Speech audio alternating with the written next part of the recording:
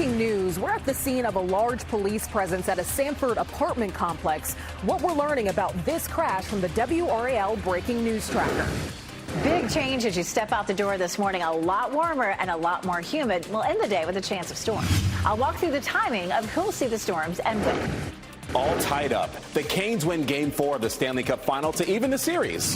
The big moment from last night's game, plus the excitement building for tomorrow's game at Lenovo Center. I could not stay up, but what a way to wake up and see that score, that big Canes win. And then, yes, the series comes back to Raleigh. Good morning, everyone. It is 6 o'clock. Great to have you with us on this Wednesday. I'm Renee Chu. I'm Chris Lemongood. Full transparency. I was in bed last night right when the game started, and I was just like, refresh. Okay, it's time to go to bed now. But, yes, the Canes won. That's what we want to hear. Although, arguably, Elizabeth, we're not winning with the muggy meter right now. It's feeling tropical outside, and I can co-sign on that. Feels like it. Yeah, I guess, the only thing that we could say is, we've got tropical lit up in red, maybe for the Canes. Otherwise, it's just gross. Yeah. Yesterday, we started off at comfy, and so it's a big change as you head out the door this morning. Here's why. High pressure was feeding us nice, cool, dry air yesterday. That high slipped off to the east and has now reversed our wind to southerly. And so that's where all of that humidity is coming from. We have a slight chance for some thunderstorms dropping in from the Virginia line later on today. So it'll mostly affect our northern counties, and it's a fairly small chance. And at this point, I wouldn't expect anything severe. It's a great start like it was yesterday, but still going to be a hot and humid day for us today. That muggy meter, of course, sitting at 70, 75 is our temperature as we take a look from the WRAL departments at downtown Raleigh. Temperatures are in the low to mid 70s across the viewing area, and we climb into the low 90s for this afternoon, and then temperatures keep on jumping. We also continue with a chance for showers and thunderstorms. A couple of these days, we could have the chance of severe weather. We'll talk more about that coming up. Ken? All right, Elizabeth, we continue to follow some breaking news out of Vance County this morning. A portion of I-85 completely shut down right now because of a tractor-trailer wreck. So if you're planning to head out of town this morning using I-85, you might want to plot a Highway 158 alternate route and then work your way back onto I-85 this morning. I'll keep an eye on that and let you know how much it's going to continue to affect your morning commute. But as far as the routes heading into the Raleigh-Wake County area, we're not picking up any delays whatsoever, short of a 1-minute delay if you're coming in from Wake Forest at this hour.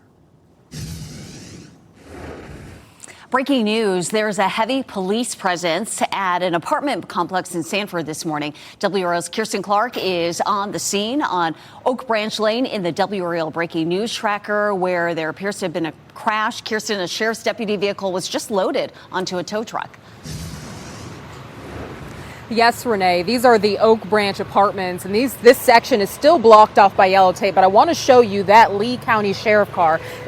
Was just loaded up onto a tow truck just a couple of minutes ago, but you can see the damage, especially to the front end there. That front right tire is literally hanging off of that truck, and just moments ago, a black SUV, looked to be a Kia, that had severe front end damage was pulled away, and then right now, 2 other tow trucks are working to pull away 2 other cars that were damaged, possibly parked when they were hit. So we're still working to learn more information about how this even happened in the first place, to learn if there were any arrests made, if there were any injuries. We're asking those questions. We'll be sure to bring you that information as soon as we have it. We also see Sanford police here on the scene talking to neighbors. So again, we'll bring you more details as soon as we learn more. Live in Sanford, Kirsten Clark, WRAL News.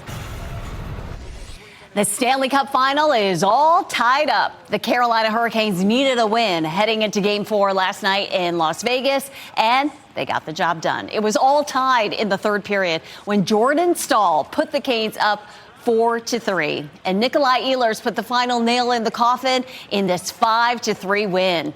The Canes head back to Raleigh with the series tied 2 apiece. The Hurricanes are now 2 wins away from winning the Stanley Cup and will be on home ice for Game 5 and Game 7 if that is needed. Yeah, we'll see if they can actually get it sooner than that. Who knows? WRAL's Ali Kadabar is live outside Lenovo Center this morning to talk more about this. Ali, we know fans are pumped for tomorrow night's game because yesterday, it was a win they needed so badly. Oh, yes, absolutely. Canes fans are waking up with a huge smile like I am right now. Very excited. They are ready to welcome the Canes back to home ice and cheer them on right here at Lenovo Center. They were cheering them on and celebrating right here as they raised the 14th warning flag. Take a look.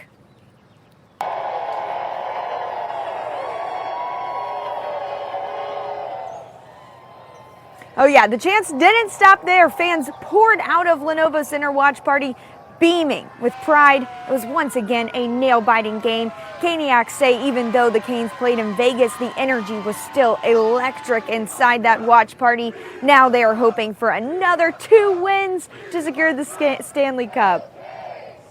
It was so much energy. We loved it. Oh my God, I can't wait to be back. Thursday night, right? Thursday night.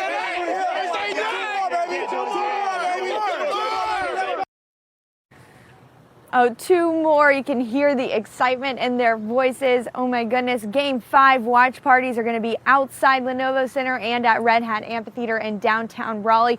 Puck drops tomorrow night at 8 o'clock right here at Lenovo Center. Reporting live at Lenovo Center, Allie Cadlebar, WRAL News. And still ahead in 10 minutes, WRAL's Pat Welter and Chris Lee break down more of the late game heroics from Jordan Staal in Game 4. Well, today we get one step closer to Buc-ee's opening its first location in North Carolina. A groundbreaking for that gas station will be on I-40 and I-85, and it starts this morning. WRAL's Kelsey Coffey is live at that site in Mebane. And Kelsey, this has been years in the making, but finally we're starting to see some progress. Yes, Chris, this has been a very long process. The plan to build this new Buc-ee's was approved more than 2 years ago, but today, finally, crews will be able to break ground on this land here in Mebane. Drone 5 video shows where the new Buc-ee's will be, just off I-40 on Trollingwood Hawfields Road. Conversations about a Buc-ee's moving to the area started back in 2021. The original plan was to build a Buc-ee's in Orange County, but the move was blocked after the public voiced concerns. Buc-ee's is known for its food, clean bathrooms, and having plenty of gas pumps, and that draws customers big time. A 2024 report shows the average person visiting Buc-ee's spends just over 20 minutes inside the store. That's more than twice as long as the average gas station visit, 8 to 9 minutes. The groundbreaking is happening this morning at 10 o'clock, and the new Buc-ee's is scheduled to officially open late next year. Kelsey Coffey, WRAL News, live in Mebane. I'm Laura Levine here in the WRAL Live Center with a few updates this morning on a war in Iran here. 2 water storage tanks were hit by U.S. strikes in response to the downing of an American military helicopter, according to Iran. And a statement posted on X, Iran's consulate in the affected region said that the strikes had cut off access to drinking water for local residents. It said targeting civilian water infrastructure raises serious humanitarian concerns. Meanwhile, Iran says that it will now need to assess the situation after overnight U.S. strikes before it can move forward with peace talks. That's according to the country's foreign ministry speaking today. And China also coming out with a statement saying that they are deeply concerned about the situation happening with the back and forth and no clear sign of when the war will end. Laura, thank you. All tied up thanks to that big win from the Canes in Game 4. WRAL's Pat Welter and Chris Lee break down the action as the Canes set their sights on Game 5 tomorrow night in Raleigh. Plus, World Cup countdown. The 2026 FIFA World Cup kicks off tomorrow. We're going to bring you a live report from Mexico City ahead of the first game. And a serious reversal in the weather. We are now sitting at tropical with that muggy meter. It was comfortable yesterday, but not going forward. As a matter of fact, we have potentially dangerous heat in our forecast later in the week. We'll look at that coming up. As you get into your car, tune to WRAL News Plus on your radio. In Raleigh on 99.3 FM. In Durham, 96.5 FM. And everywhere on 101.5 HD3.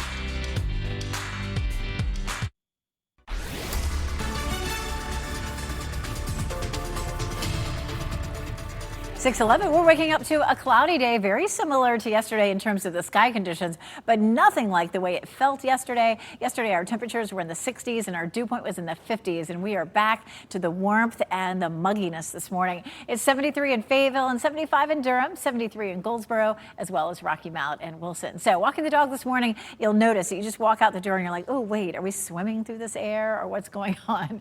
Our temperature this afternoon climbs into the low 90s. The heat index will be in the upper 90s, but our heat index climbs pretty quickly into the triple digits for both Thursday and Friday, and that could cause some issues for people who will be outside, as a matter of fact, for Game 5. We also have the potential for some severe thunderstorms on each of those days, Thursday and Friday, so we'll walk through those threats coming up in just a little bit. Ken?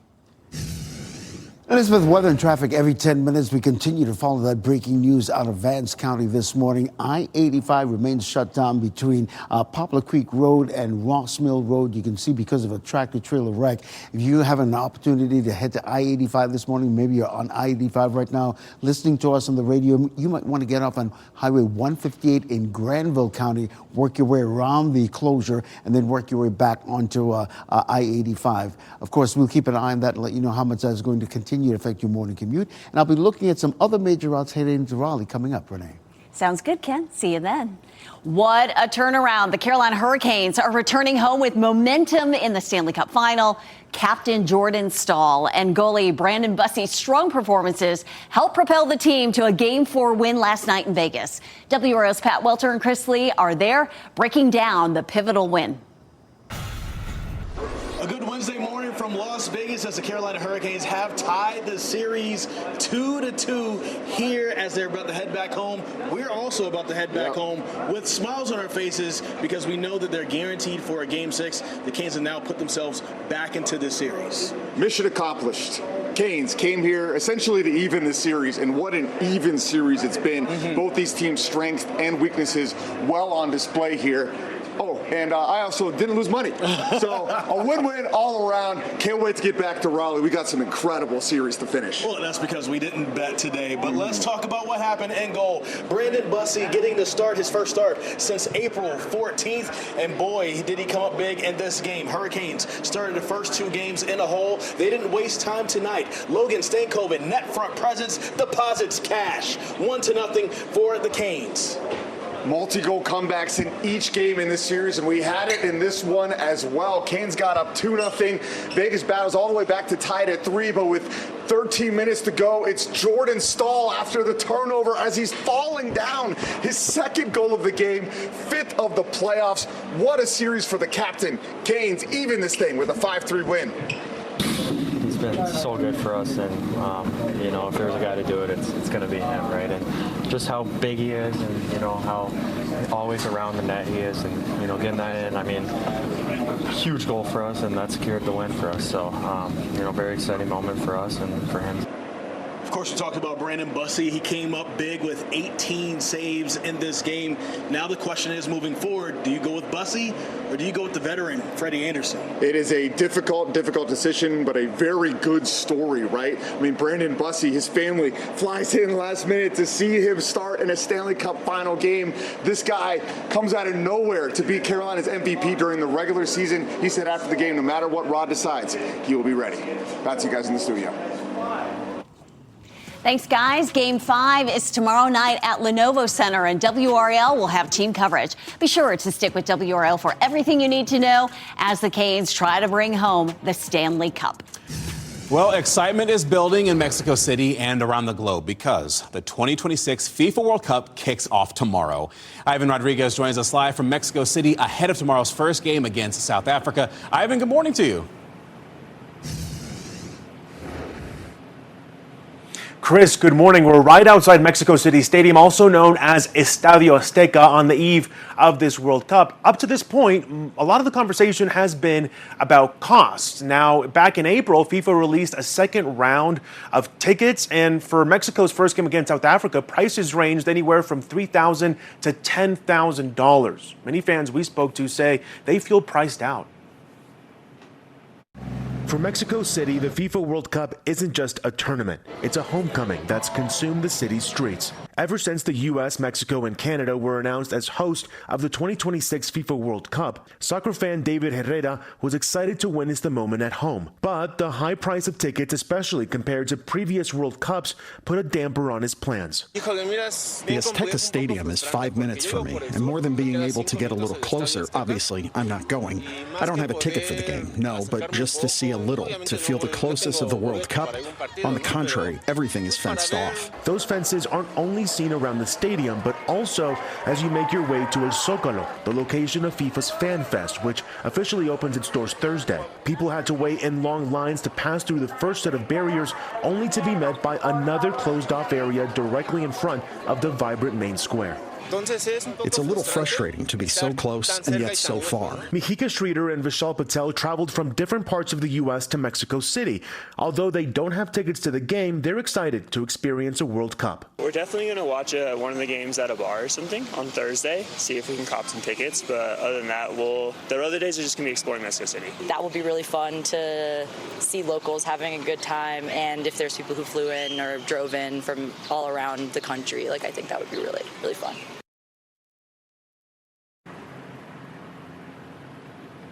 For those not willing or not able to pay for a match ticket, many will be going to that free fan fest at El Zócalo, the city's main square, which can hold about 55,000 people. And in fact, it's expected to have the largest screen out of all of FIFA's fan fest, screen size coming in at right around 5,400 square feet. Live in Mexico City, I'm Ivan Rodriguez. All right, thanks, Ivan. And the 2026 World Cup starts this week. The first matches of the group stage are tomorrow. Mexico versus South Africa starts at 3 p.m. The first game for the U.S. is on Friday, taking on Paraguay at 9 p.m. You can catch those games on Fox 50. It is going to be an exciting next few weeks. The World Cup games run through July 19th.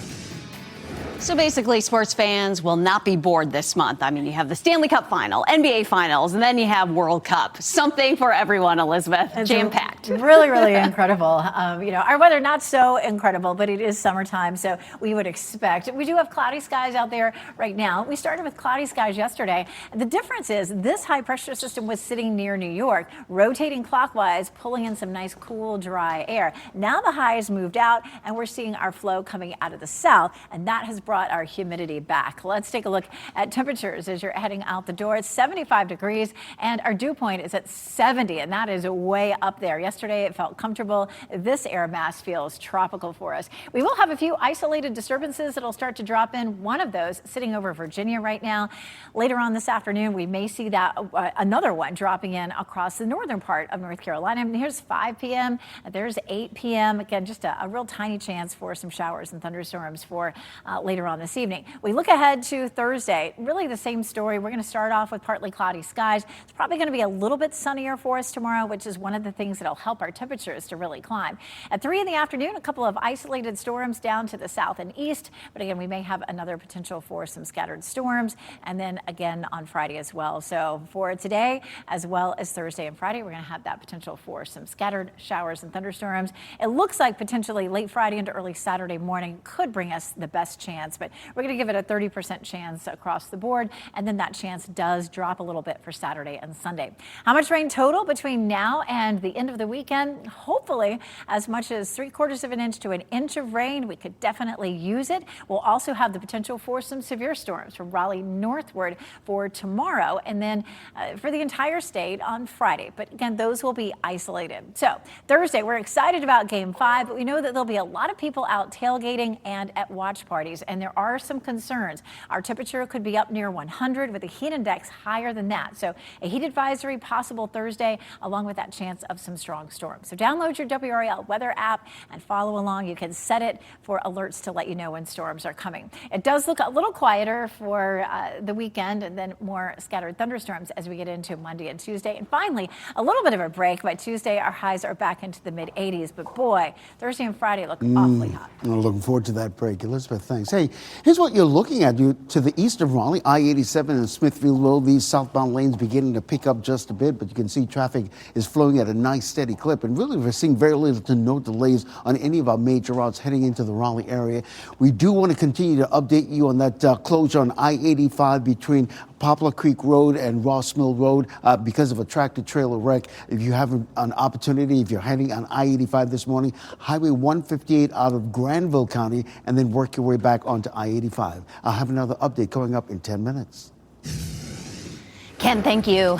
Best baby buys, from car seats to bassinets and strollers. 5 on Your Side shares the top picks to keep your little ones safe. Plus, historic debut. A Chicago White Sox rookie stepped up under the bright lights. We're going to show you just how rare his extra inning heroics were.